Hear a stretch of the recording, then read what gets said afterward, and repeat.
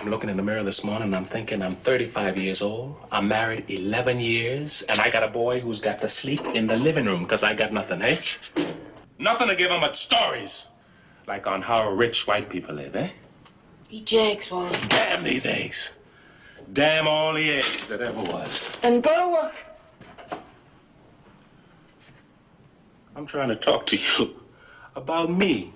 Now all you're gonna say to me is eat these eggs? You never say nothing new. I listen to you every day, every morning, every night. You never say nothing new. So you'd rather be Mr. Arnold than be his chauffeur. So I'd rather be living in Buckingham Palace. And that's just what's wrong with the colored woman in this world today. You don't understand about building your men up, making them feel like they're somebody, like they can do something. There are colored men who do things. No thanks to the colored woman. Well, being a colored woman, I guess I can't help myself now.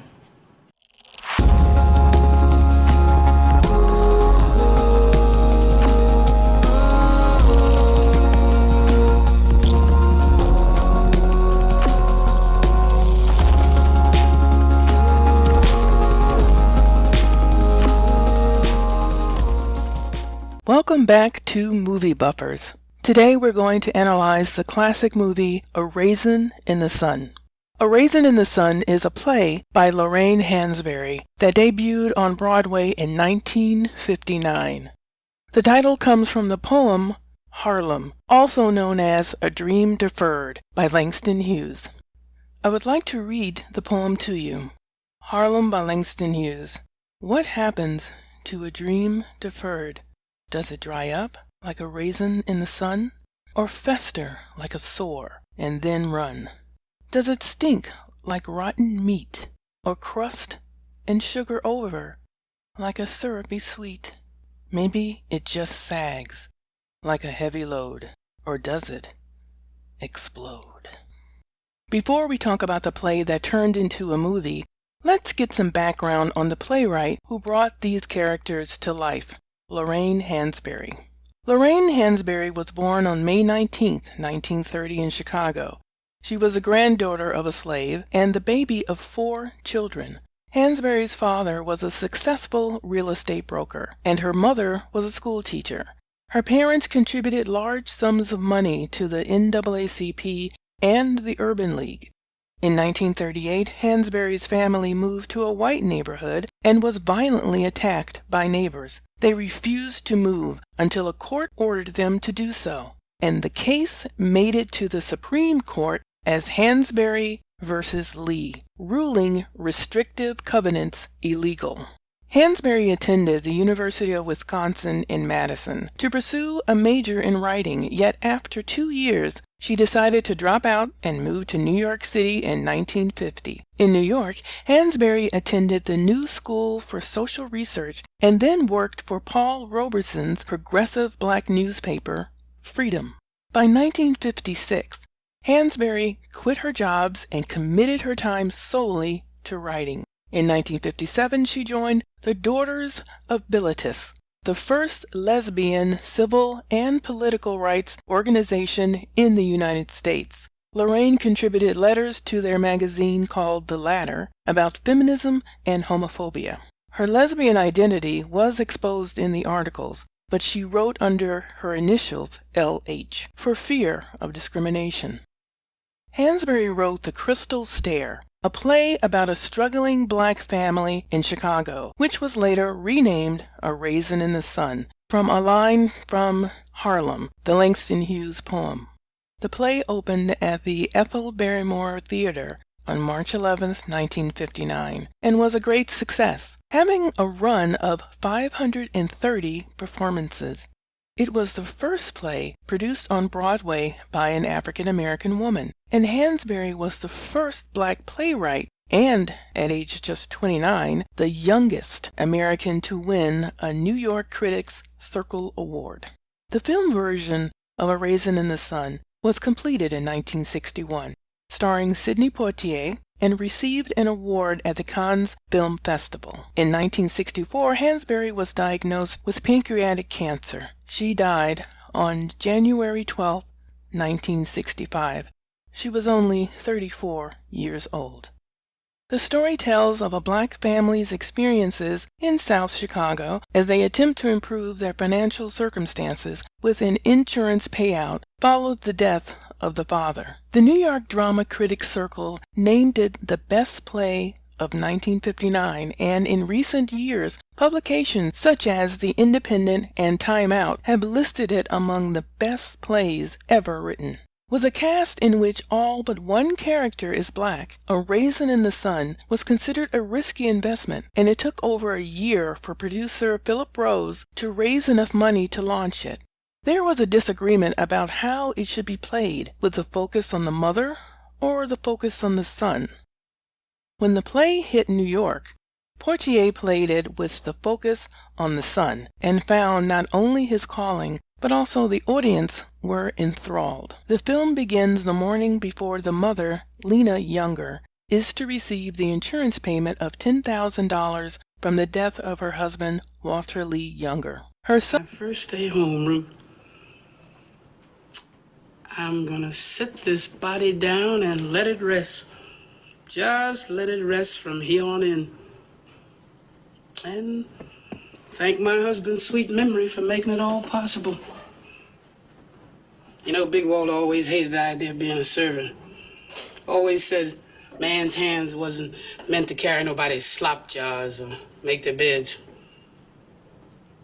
Always used to say they was meant to turn the earth with or make things. That husband of yours, Walter Lee, he's just like him. Just like him. Her son, Walter Lee Younger Jr., as well as the rest of the family, eagerly await its arrival, for they each have different reasons on how to best spend the money.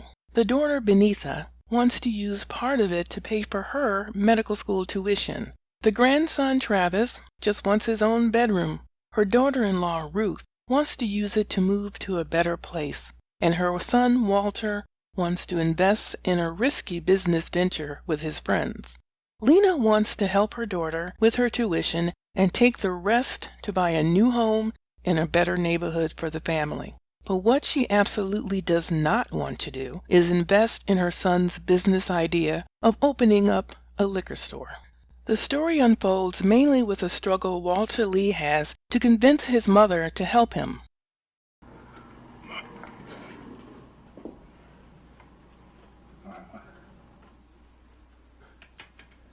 I made Willie Harris put everything on paper, Mama. The lawyer just looked it over and everything. Son, I think you ought to have a talk with your wife. Now go on out and leave you alone if you want. Mama, I can talk to her anytime, Mama. Son! Mama, will somebody listen to me today? I don't allow no yelling in this house, Walter Lee, and you know it. And there ain't gonna be no investing in no liquor stores. And I do not aim to have to speak on it again. But, Mama, you haven't even looked at it. You haven't even looked at it. You haven't even looked at it, and you don't even have to speak on it again? After not getting anywhere with his mother, he asks for help from his wife, Ruth, to talk to Lena because he feels that his mother would listen to her reasoning. Well, like Walter Lee said, Mama, I expect people gonna always be drinking themselves some liquor. Well, that don't mean I got to be the one selling it to them. It's getting too close to the time for me to be meeting my maker, and I do not want that on my ledger. Besides, we ain't no business people, Ruth. We're just plain working folks. Well, ain't nobody business people till they go into business. Walter Lee said, colored people ain't gonna never start getting ahead till they start taking chances on some different kinds of things in this world. Investments and things.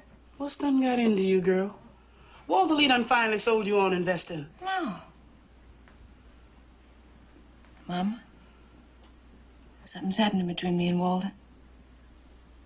I don't know what it is, but he needs something. Something I can't give him anymore. The film is about relationships. Relationships with our family, mother and son, wife and husband, and relationship with yourself as each character is developed intensely. An interesting B-plot of the story is the love life of Beneatha Younger as she negotiates her feelings between her current boyfriend, George Murchison, who comes from a wealthy background. Hey, look, honey, we're going to the theater. We're not going to be in it, you know. Oh, George, I don't like that. Do you expect this boy to go out with you looking like that? Well, now that's up to George, if he's ashamed of his heritage. Oh, dear. Oh, dear. Here we go again. A lecture on our African past, on our great West African heritage. In 1 second, we're going to hear all about the great Ashanti empires, the Songhai civilizations, the sculpture of Benin, some poems in the Bantu, and then the whole monologue is going to end up with the word heritage. Let's face it, baby, your heritage ain't nothing but a bunch of raggedy spirituals in some grass huts.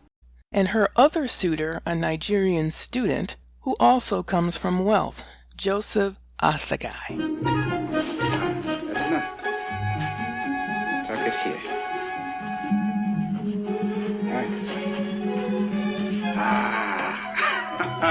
Oh, Pegede Ogbamushe. You wear it well, very well. You really think so? Oh, do you remember when I first met you at school? You came up to me and you said, and I thought you were the most serious little thing I'd ever seen. You said, Mr. Asagai, I should like very much to talk with you about Africa. You see, Mr. Asagai, I am looking for my identity. Yes? Well, it's true that this is not so much the profile of a Hollywood queen as, say, the Queen of the Nile, huh? Beneatha also is trying to identify herself with her heritage of being African American, but also her African roots. She has to do with a lot of young people still do today, which is discern being an American, but yet also trying to figure out how do they fall in the African diaspora. It is a really interesting scene between Beneatha and Joseph Asagai, who does come from Nigeria, and how he feels American women and people are against African women. I personally hate the way Black stories of today are being told in such a comedic tone that takes away from the powerful Black and just human stories being told and experienced. My hope is that Black directors, writers who are telling their story leave the shuck and jive out of it and just tell the story as it's meant to be told. Hansberry did this in this depiction of her own family experience that affected her family as well as the entire Black community. The freedom to purchase a home of your own is the ultimate American dream. Black Americans have been dealing with this for centuries and still deal with this today. Redlining in communities have thwarted this dream for African Americans. The white community found a way to skirt around the law and still created segregated communities as well as burned down communities that African Americans tried to build simply because they were successful. But these stories need to be told. No comedy is necessary because, quite frankly, there's nothing funny about it. It's real life, real people, real families, and real American dreams. This is a classic movie that anybody should watch. This is a human story that has stood the test of time. This movie was redone in 2008 by Sean Combs, or P. Diddy, and directed by Kenny Leon. Not to take anything away from that particular film, but there is no remaking this original movie. Some originals simply cannot be duplicated. I give this movie 5 stars for excellent writing, direction, and off-the-scale acting. If you haven't seen it, please check out this classic, in black and white, of course. No colorism here.